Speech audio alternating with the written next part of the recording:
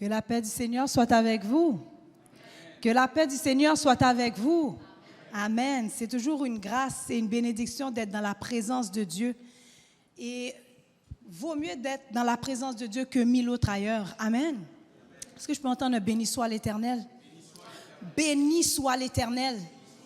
Béni soit l'Éternel. Gloire au Seigneur Jésus. Gloire au Seigneur Jésus. Amen, amen.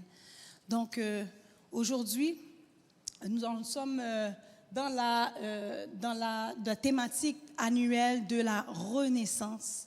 Et j'ai demandé, Seigneur, qu'est-ce que tu veux que je dise à ton peuple? Qu'est-ce que tu veux que je puisse communiquer à ton peuple de ta part, Seigneur?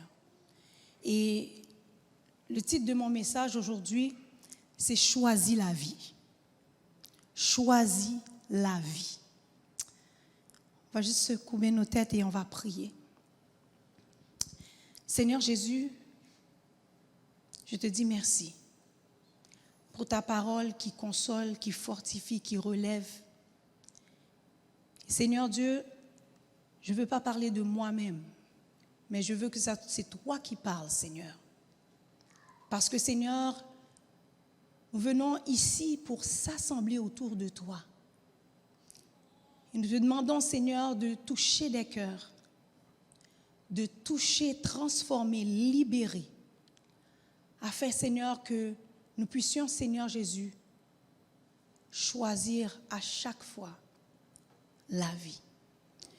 Père, c'est dans le nom puissant de Jésus, je t'en prie. Amen, amen. Est-ce que vous êtes content d'être dans la présence de Dieu? Est-ce que vous êtes content d'être dans la présence de Dieu? Amen, amen. Donc, le passage que j'ai à partager avec vous ce matin, c'est dans Deutéronome 30, versets 15 à 20. Donc, avant de le lire, je voulais prendre le temps de un peu vous brosser un peu l'image, le contexte également. Donc, ces passages-là parlaient on est dans la dernière phase de la vie de Moïse.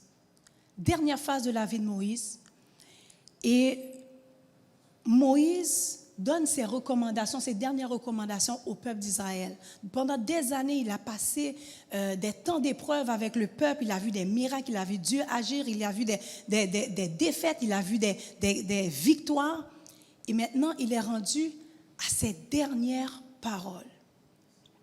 Et je me dis, mais pourquoi on a trouvé pertinent de mettre les dernières paroles de quelqu'un qui va décéder dans le livre de Deutéronome?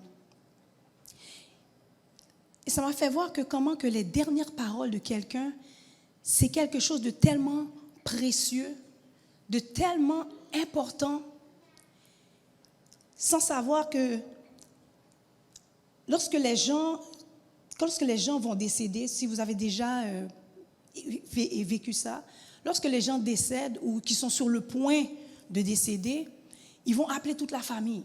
Ils vont faire appel à toute la famille parce que là, il y a un moment charnière. Là, il y a un temps où la personne va justement trépasser.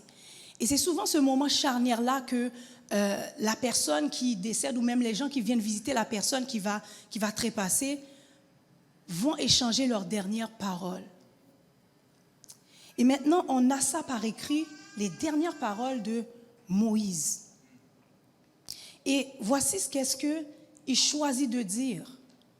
Il a dit plusieurs choses dans ces dernières paroles, mais il y a un message constant qui revenait. Il disait au peuple d'Israël, choisis la vie. Choisis la vie.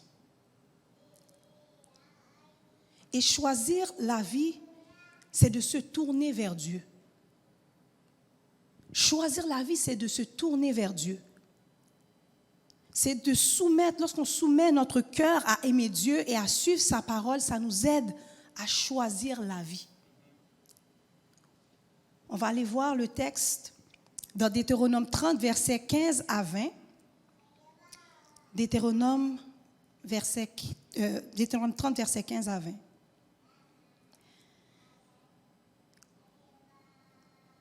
On va faire un petit exercice, on va le lire ensemble. Quand vous allez arriver, vous allez dire Jésus. Amen. Donc, lisons ensemble.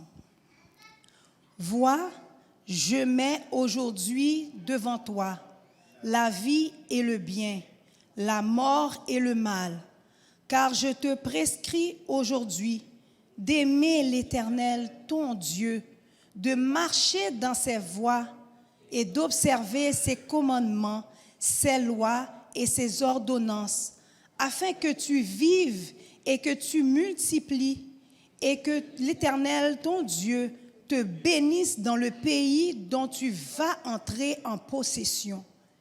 Mais si ton cœur se détourne, si tu n'obéis point et si tu te laisses entraîner à te prosterner devant d'autres dieux et à les servir, je vous déclare aujourd'hui que vous périrez et que vous ne prolongerez point vos jours dans le pays dont vous allez entrer en possession après avoir passé le Jourdain.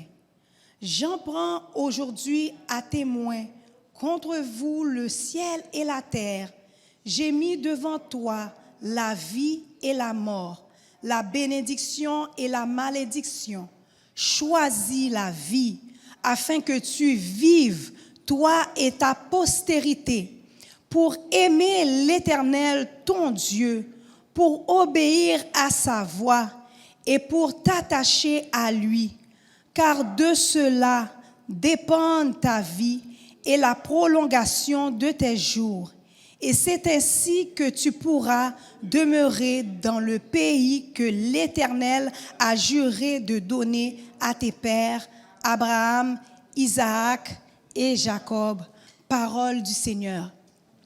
Donc, comme j'avais dit en préambule, Moïse est à la fin de sa vie. Moïse est à la fin de sa vie. Le peuple se prépare à entrer maintenant dans la terre promise, dans ce que le Seigneur les avait promis, ça fait plusieurs années. Et ils ont passé de l'étape du désert, maintenant ils vont passer à l'étape de la promesse. Alors il explique au peuple ce qui est requis pour la vie. Pendant que vous allez être dans cette bénédiction-là, voici comment la maintenir, comment gérer cette bénédiction-là. C'est d'aimer Dieu, marcher dans ses voies et garder ses commandements. Il a averti le peuple par rapport à la désobéissance à Dieu. Et lui a dit, choisis la vie. Il a fait cette déclaration-là de choix, qu'ils puissent choisir la vie pour qu'ils puissent vivre et également que leurs descendants puissent vivre. Donc, il a demandé de faire ce choix-là qui fait du sens. Dieu est la vie de son peuple. Il est le seul à pouvoir prolonger leurs jours. Et il est le seul à les permettre d'expérimenter sa faveur. Et il leur prescrit de pouvoir choisir la vie, choisir d'obéir à Dieu, à sa divine révélation, plutôt qu'à obéir à nos raisonnements humains. Choisis la vie. Et souvent, le défi dans ça, lorsqu'on fait face à des choses, à des choix ou à des tentations de choisir la vie, souvent notre cœur est porté à ne pas se tourner vers Dieu, mais plutôt à nos propres raisonnements humains. Ce n'est pas un réflexe qui est juste naturel, ok, Dieu, dès qu'il y a une situation, Dieu, c'est pas vrai que c'est toujours un réflexe. Dépendamment de l'intensité de ce qu'on vit, dépendamment la longévité de ce qu'on vit, quand ça fait longtemps que tu es dans une situation, choisir la vie, choisir de faire confiance à Dieu, plutôt qu'à mes propres raisonnements humains deviennent de plus en plus éprouvés, de plus en plus difficiles. Et je vais vous donner un exemple, une tranche de vie, on pourrait dire. Lorsque Pasteur Berthollet et moi, nous étions des nouveaux mariés, à ce temps-là, il avait 25 ans. Et puis, c'était la première fois qu'on vivait la perte d'emploi. C'est la première fois que mon mari perdait son emploi. Puis, il avait peur de me le dire parce qu'il se disait, mais qu'est-ce que Cynthia va penser de moi? De quoi j'ai l'air? C'est chez moi le chef de la famille, puis c'est moi qui perds mon emploi, de quoi j'ai l'air? Puis, il hésitait de m'en parler. Puis là, à ce moment-là, dans un dîner, quand on était à table, et puis plutôt dans le souper, là, à table, et puis il m'a dit, Cynthia, j'ai quelque chose à te dire. Puis j'ai dit, c'est quoi? Puis il m'a dit, finalement, il y a eu un licenciement collectif et j'ai pas été retenue. J'ai perdu mon emploi. Puis j'hésitais à te le dire parce que j'avais vraiment honte. Puis il commençait à se morfondre par rapport à cette situation-là. Puis j'ai dit, tu sais quoi, chérie, c'est pas grave, on va prier. On va prier. Le Seigneur nous a toujours aidés lorsqu'on a commencé à prier ensemble. Puis on a commencé à prier. On a tourné nos cœurs vers Dieu. Et tellement que Dieu, à un moment donné, c'était lui qui devait faire un choix. Tellement que les offres arrivaient. Donc, dans la situation où il était il est encore chef de famille. Donc, il est chef de famille, puis il doit pouvoir aussi à la famille, puis il voit que, waouh, il perd son emploi. Mais le fait de se tourner à ses propres raisonnements humains, ça amène à un découragement, ça amène à comme une lourdeur. Mais se tourner vers Dieu. Et c'est ce que j'ai expérimenté, on a expérimenté à travers ça, c'est que lorsque tu te tournes vers Dieu à genoux, le Seigneur se te relève debout. Lorsque tu te tournes vers Dieu à genoux, le Seigneur te lève debout dans les situations. Et c'est ça que ça fait, se tourner vers Dieu dans les situations difficiles. C'est ça que ça fait, choisir la vie. Quand on regarde à Jésus, on regarde à la tentation de Jésus dans le livre de Matthieu 4, versets 1 à 11, et on voit que Jésus est dans un temps de désert, dans le désert, et c'est là qu'il est en train de cultiver sa relation avec son Père, où est-ce qu'il est en jeûne, où est-ce qu'il prie. Et c'est dans ce moment-là que le diable vient le tenter. Et observez bien les réponses que Jésus a données au tentateur. Lorsque la suggestion était de se tourner autre qu'à son Père, il lui a répondu que l'homme ne vivra pas seulement de pain, seulement, mais de toute parole qui sort de la bouche de Dieu. Il a dit encore, tu ne tenteras point le Seigneur ton Dieu. Il lui a dit, tu adoreras le Seigneur ton Dieu et tu le serviras lui seul. Dieu, Dieu, Dieu, Dieu. Et Jésus, c'est l'exemple que nous devons suivre. Il a choisi de se tourner vers la source de vie, qui est Dieu le Père. N'oubliez pas qu'il est 100% Dieu, 100% homme. Donc, il y avait des défis qui vivaient dans sa chair également. Donc, Jésus encore dans le jardin de Gethsémani, comment lui il l'a fait? Là, il était dans un temps où il devait soumettre sa volonté à celle de son Père. Et ce n'est pas seulement comme si que Jésus ne pouvait pas dire, je vais faire venir une légion d'anges, puis là, il va tout exterminer ses ennemis, puis ils ne vont pas le crucifier. Il aurait pu le faire. Mais pourquoi on dit dans le jardin de Gethsémani qu'il y avait comme des grumeaux de sang qui coulaient sur son front? Parce qu'il y avait cette dualité-là, ce combat-là. Choisir de faire la volonté de Dieu, de mourir à la croix pour apporter la vie, ou de vivre sa vie comme un mortel. D'éviter la croix, d'éviter cette souffrance. Et cette dualité-là qui faisait face. Mais qu'est-ce qu'il a fait? Il a soumis sa volonté à la volonté du Père. Il y a des situations que tu vas vivre, ça va te travailler. Et ton amour par rapport à Dieu va être à l'épreuve. Où est-ce que tu vas devoir soumettre ton cœur à Dieu plutôt qu'à faire la solution facile. Et qu'est-ce qui a résulté de ça? C'est la vie. Jésus n'est pas juste mort, il est ressuscité. Et non pas seulement il est ressuscité, il est le premier-né des ressuscités et il nous a donné sa vie. Si nous sommes là, vous et moi, c'est parce que la vie de Christ vit en nous. La vie de Christ coule en nous. Et cette vie-là nous donne cette vie éternelle que nous avons avec le Seigneur. Il a choisi la vie La parole de Dieu dit que Dieu l'a souverainement élevé et lui a donné le nom au-dessus de tout nom. Lorsque tu choisis la vie, lorsque tu te tournes à Dieu à genoux, tu te soumets à Dieu, il nous relève debout dans nos situations. Choisis la vie. C'est ça, choisir Jésus. Il est le chemin, la vérité et la vie. Regardez pourquoi dans le verset 16, si on replonge nos yeux dans le texte, qu'est-ce qui en résulte lorsque nous choisissons la vie et le pourquoi de ça?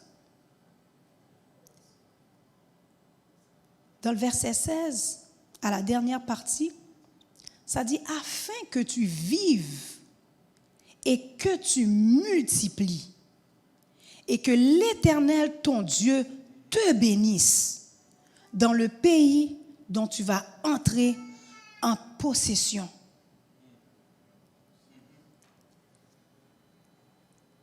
Choisis la vie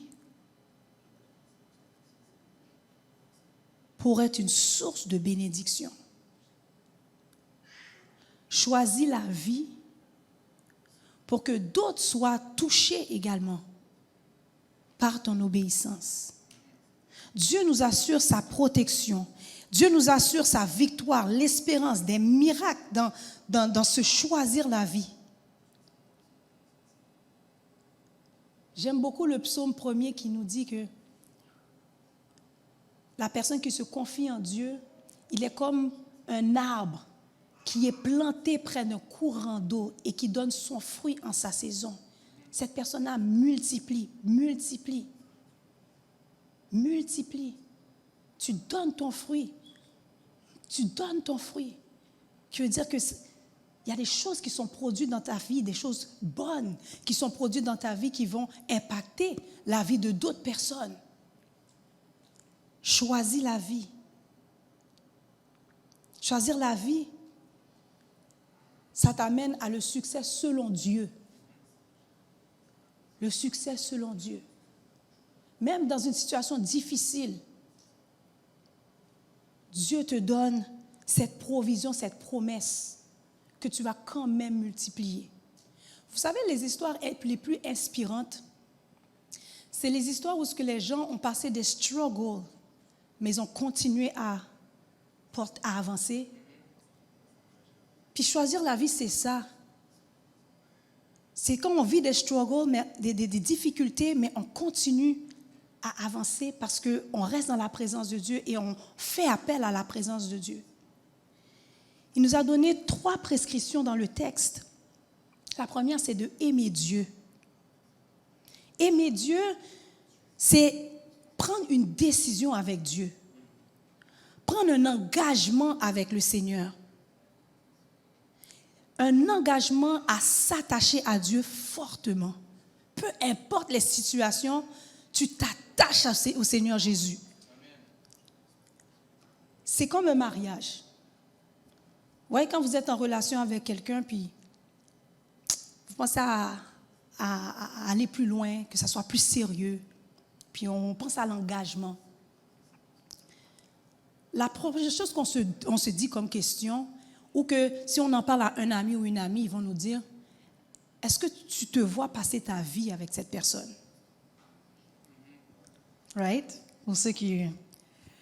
Est-ce que tu te vois passer, ou soit toi-même tu t'es demandé, est-ce que cette personne-là, je me vois passer ma vie avec cette personne?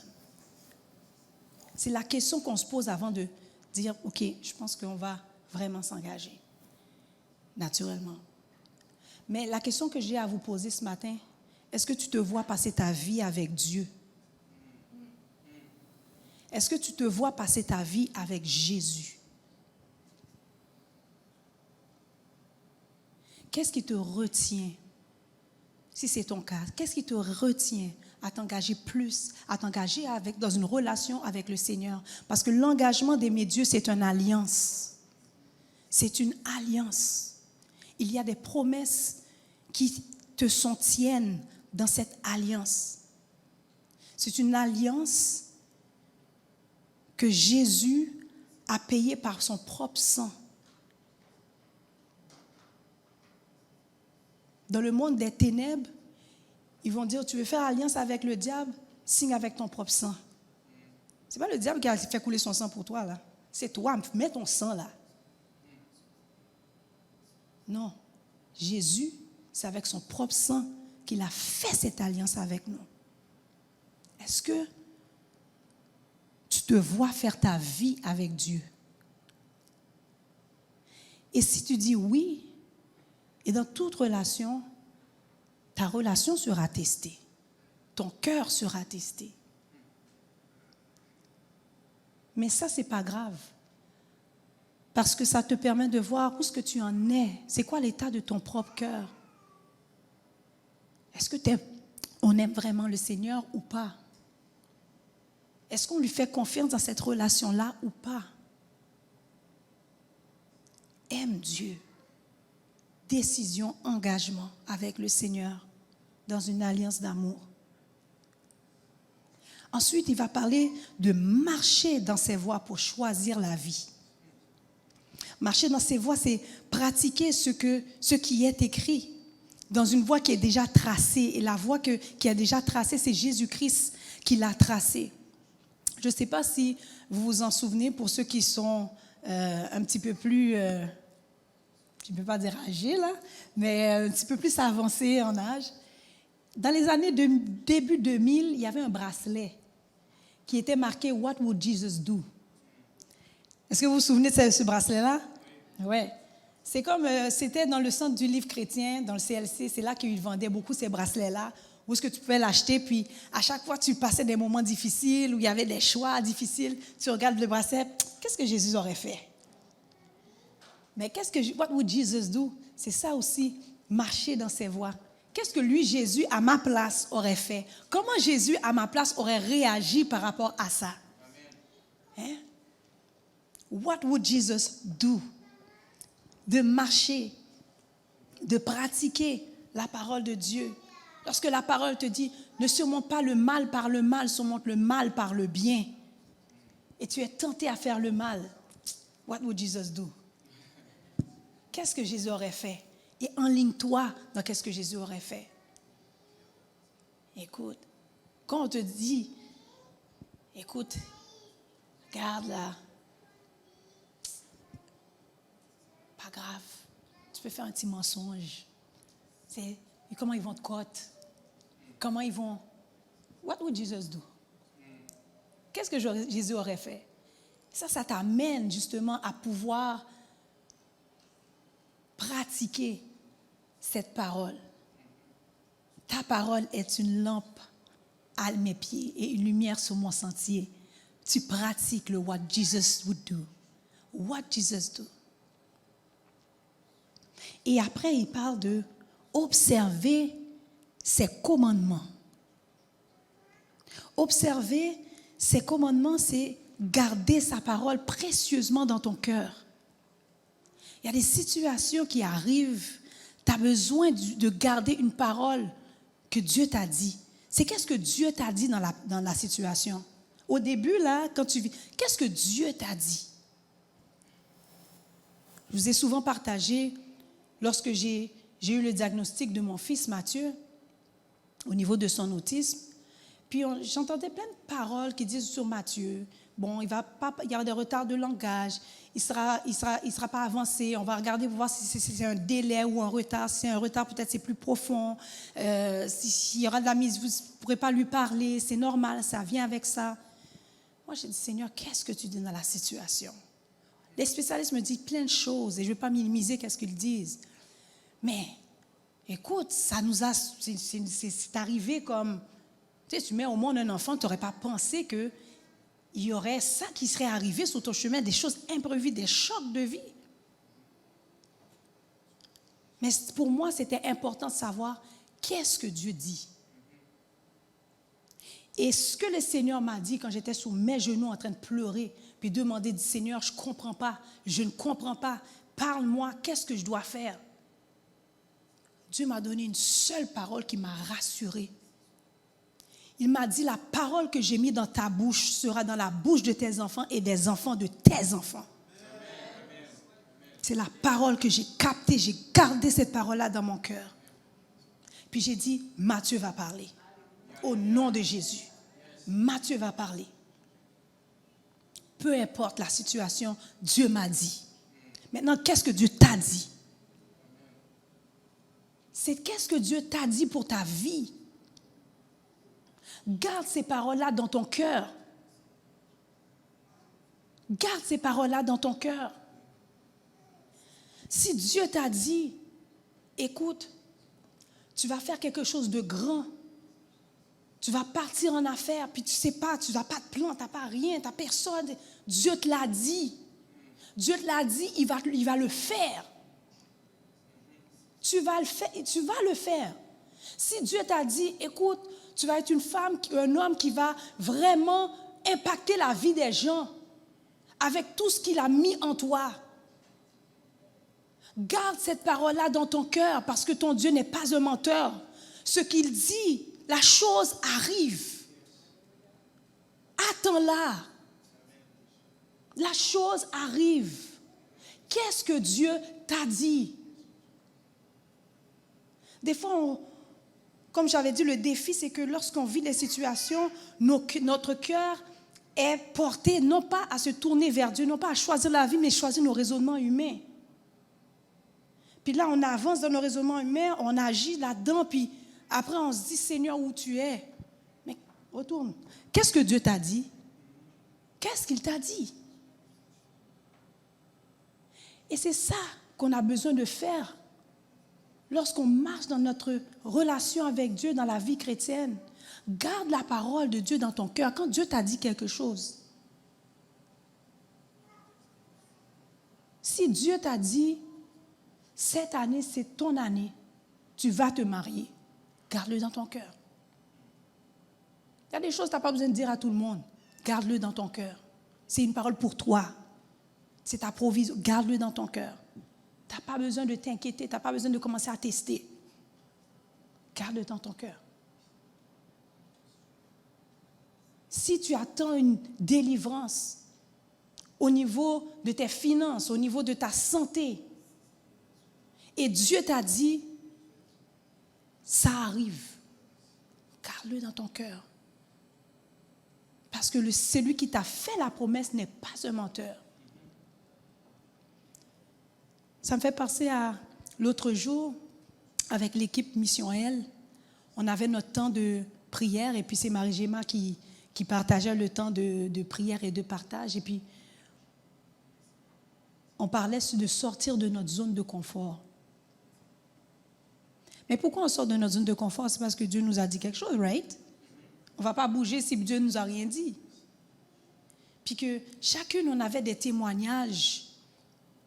Comment que le fait qu'on a obéi au Seigneur, on est sorti de notre zone de confort, comment elles ont expérimenté des victoires, elles ont expérimenté des progressions comme elles n'auraient jamais pensé. Et le fait qu'elles ont fait ce pas d'obéissance-là, de choisir la vie, ben, d'autres personnes ont bénéficié de ce pas d'obéissance-là. Mais qu'est-ce que Dieu t'a dit? Qu'est-ce que Dieu t'a dit? Choisis la vie. Choisis Jésus. Choisis de l'aimer, de rester dans cette alliance ou pouvoir débuter pour certains cette alliance, cet engagement avec Dieu. De marcher aussi dans ses voies. What would Jesus do? Et d'observer ses commandements, de garder précieusement dans ton cœur sa parole. Choisis la vie afin que tu vives, toi et ta postérité. J'ai trouvé ça particulier que ça met l'accent sur ta postérité, sur ta famille, ta génération après toi, les gens qui seront là après toi. Puis que quand Dieu te bénit pas seulement pour toi-même. Dieu te bénit pour des gens qui vont bénir à travers toi. Lorsque tu choisis la vie, ce n'est pas un choix que tu fais pour seulement toi-même, mais c'est un choix qui va shifter ta famille, qui va shifter les gens qui te côtoient, qui va shifter la génération qui sera après toi, qui soit touchée également par la présence de Dieu qu'ils ont vue dans ta vie. Puis ça m'a fait penser à le prédicateur Tony Evans. C'est un prédicateur que j'aime beaucoup. C'est un homme qui est vraiment sage, qui est pondéré, puis que sa théologie est équilibrée. Puis j'ai une admiration pour sa famille. Je dis, waouh! Sa femme et lui, ils étaient restés dans les pieds du Seigneur. Ils ont élevé leurs enfants dans la parole de Dieu. C'est sûr qu'un enfant a un choix à faire. On a tous eu un choix à faire. Mais ils ont vraiment été impactés aussi par beaucoup, qu'est-ce qu'ils ont vu chez leurs parents. Puis la femme de Tony Evans, qui est maintenant décédée, elle s'appelait Lois. Puis à un moment donné, elle prêchait, puis elle parlait de sa legacy, de son héritage, qu'est-ce qu'elle va laisser derrière elle. Puis elle parlait comment que ses parents, ses grands-parents, comment ils étaient des exemples pour elle, puis que comment ça leur a donné le goût de pouvoir connaître Dieu. Puis maintenant, c'est ce qu'elle fait maintenant avec ses enfants.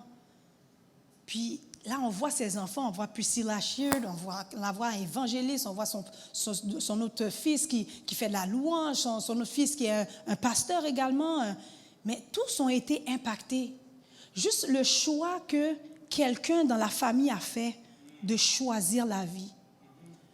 Vous voyez, des fois, dans les familles, il y a des disputes générationnelles. Les gens ne se parlent pas, puis ils ne savent même plus pourquoi, parce qu'il y avait une dispute qui avait commencé depuis les arrière-parents, et puis ça continue. Mais si Dieu t'a permis de connaître la vie, peut-être c'est toi qui vas changer la donne dans cette famille. Le fait de choisir la vie va aussi shifter le cours des choses pour les gens qui sont derrière toi. Puis quand je prends l'exemple opposé, on regardait cette semaine des teams, des thématiques, comment on dit ça, des publicités à l'époque, des anciennes publicités d'anciens films. Puis on est tombé sur la publicité du Godfather, du parrain. Puis là, je dis, waouh! Puis on parlait de ça après, Pasteur Raymond, puis il dit, waouh, regarde comment que le parrain, quand il est venu, puis là, il commence à faire ses affaires, il y a des acolytes un petit peu partout. Mais tu vois, bizarrement, vous voyez, la famille est rentrée dans la mafia aussi. Et puis après, c'est les enfants des enfants qui rentrent dans cette affaire-là. Après, ça continue. C'est des choix de mort qui devient génération, qui impacte la postérité. Et maintenant, Dieu nous invite à ce que notre vie, le fait de choisir la vie, puisse laisser un héritage à ceux qui resteront après nous. Choisis la vie pour que tu vives, toi et ta postérité, que tu multiplies. Église de la Mission, choisissons la vie pour vivre la renaissance. Dans le nom de Jésus. Soyez bénis. Amen.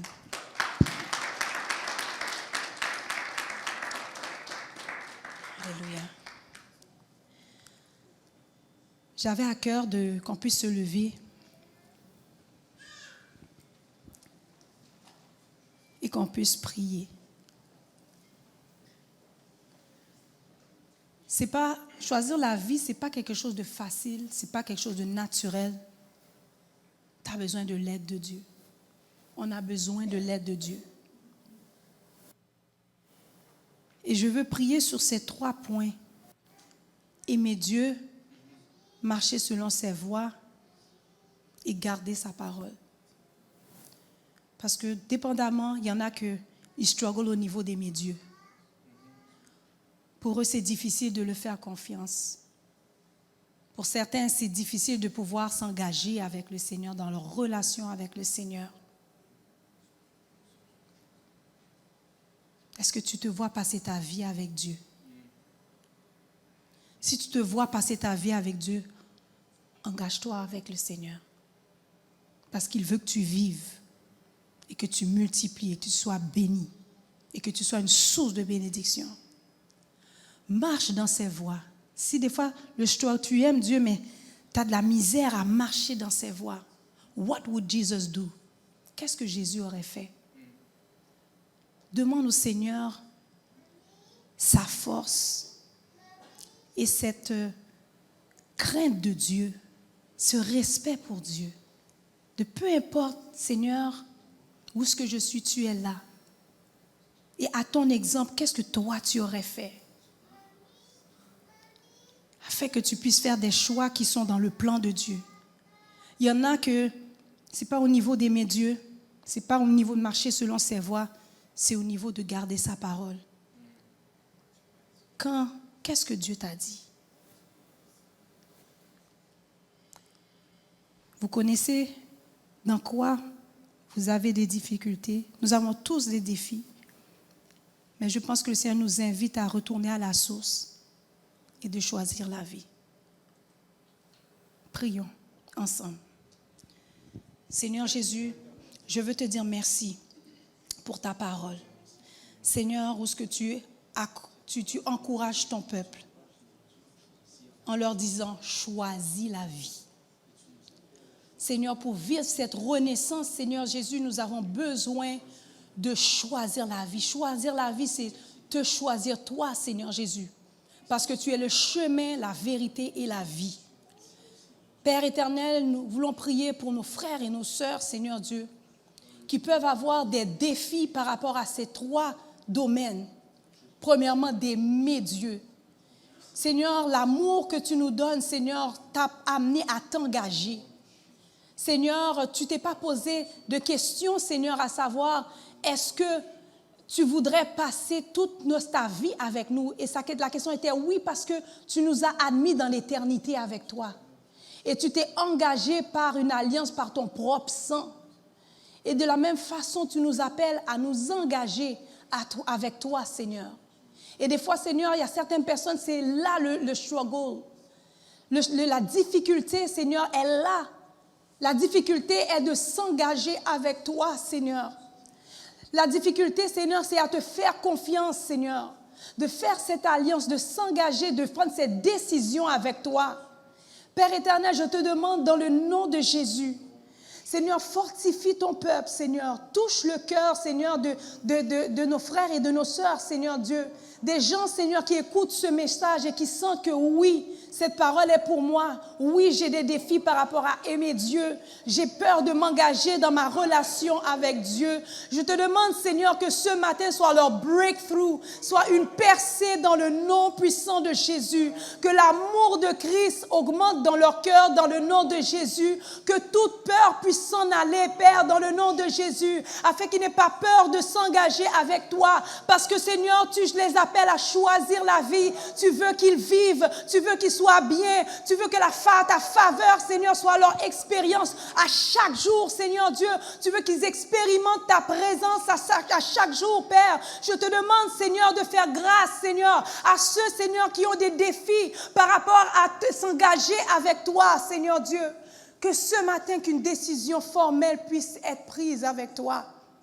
Au nom de Jésus. Père, nous prions, Seigneur Jésus, pour ceux qui ont la difficulté à marcher avec toi, à marcher selon tes voies, Seigneur. What would Jesus do? Seigneur Dieu, tu as tracé un exemple. Tu as vécu la vie que nous devions vivre. Et tu es mort de la mort que nous méritions, mais que toi, tu ne méritais pas. Tu nous as tracé un exemple, Seigneur. Un exemple de pardon, un exemple d'amour, un exemple de paix, un exemple, Seigneur Jésus, de compassion. Père éternel, je te demande, Seigneur, de nous aider, Seigneur Jésus. Aide-nous, Seigneur, à chaque jour marcher selon tes voies. Chaque jour que nous puissions choisir la vie. Il y en a, Seigneur Jésus, qui sont challengés par les vicissitudes de la vie et que ça commence, Seigneur, à les pénétrer parce que, Seigneur, ils ont oublié ce que tu as dit. Je te demande dans le nom de Jésus, pendant que ton peuple est en train de prier, Seigneur Jésus, de rappeler dans l'esprit de tes enfants ce que tu as dit. Il y en a, Seigneur, qui attendent après une promesse. Il y en a qui attendent après un déblocage. Il y en a qui attendent après une guérison. Il y en a qui attendent après une promotion. Il y en a qui attendent après une délivrance financière. Il y en a qui attendent après une bénédiction spirituelle, Seigneur Dieu. Mais Seigneur, rappelle ce que tu as dit. Saint-Esprit, toi qui rappelles ce que Jésus a dit, ravive les paroles de Christ dans notre esprit. Afin, Seigneur, que nous puissions fermement le garder dans nos cœurs. Et que, Seigneur Jésus, nous puissions voir ta gloire. Tu nous appelles à voir ta gloire, à voir la vie, à choisir la vie. Tu as dit, la bénédiction, la malédiction est devant nous. La vie, la mort est devant nous. Mais nous devons faire un choix. Nous choisissons la vie. Église de la mission, nous choisissons la vie. Au nom puissant de Jésus, déclare-le, je choisis la vie. Je choisis la vie. Je choisis la vie. Oh, dis le plus fort dans le nom de Jésus. Je choisis la vie. Tu mérites ta percée. Au nom de Jésus, déclare-le. Je choisis la vie. Peu importe les vents qui passent sous ton chemin, déclare que tu choisis la vie. Si tu fais face à la maladie, tu fais face à un heartache, au nom de Jésus, choisis la vie. Déclare-le. Je choisis la vie dans le nom de Jésus. Dans le nom de Jésus. Dans le nom de Jésus. Acclamons le Seigneur. Acclamons le Seigneur. Alléluia. Oui, nous choisissons la vie. Gloire à toi, Seigneur. Alléluia. Merci, Seigneur. Alléluia.